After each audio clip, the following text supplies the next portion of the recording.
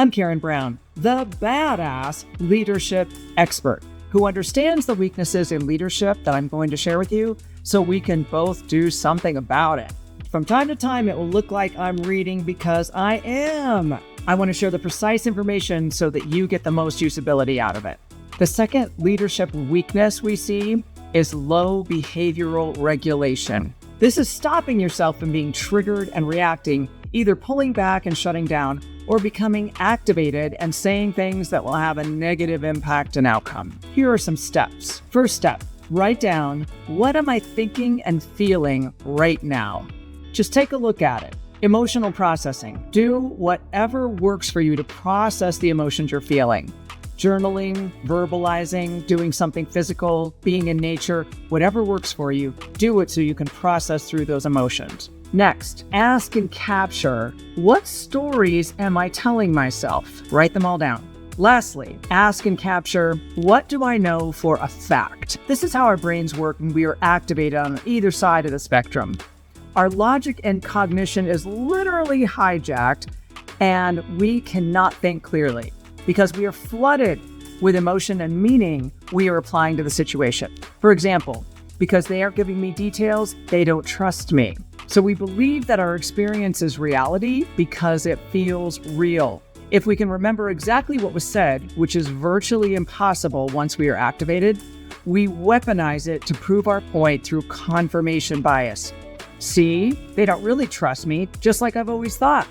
So here's how to be a badass leader and go higher level in these situations. Number one, look at the list you made previously and sum them all up, answering the question, where else in my life or career has this happened? Sit with it for a minute because your first inclination will be to say, I don't know. The fact is, the answer is in your subconscious mind, which records everything.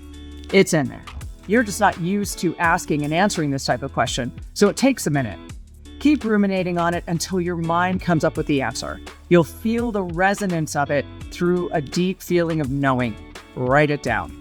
For example, a C-suite or client's overbearing parent would just give mandates with no why, expecting it to be carried out like in the military, with no regard for the child's thoughts and ideas. Felt like massive distrust, which was then applied to the same situations at work. Realize that your unconscious mind thinks the same exact thing is happening now as it did back then. But in reality, they are two very different, distinct things. Also realize that it's in key relationships, usually where high trust is involved, that our neural circuits are repurposed from earlier in life. This is the only time that our brains do this. In every other area, we develop new neural pathways rather than repurposing. This is why it feels real and the same to us. I think the reason for this, my hypothesis, is so that we will resolve things that happen through relationships, healing them and wholly integrating ourselves, ultimately being a badass.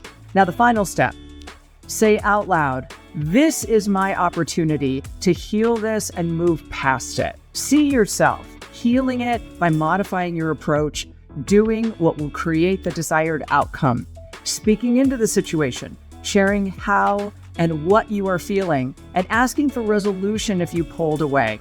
If you became activated, calmly describe what happens for you and why, and coming up with or asking for resolution. Perhaps you now realize when an activation is coming and will head it off and stay in calm, full presence. Then follow through with those specific strategies. Say you're sorry if need be. Own your part of what happened and commit to changing it and doing better. We all have a contribution to these situations. So the solution always lies in identifying ours and then fully leaning into it and doing something different than we've always done. This is growth, and badasses always grow.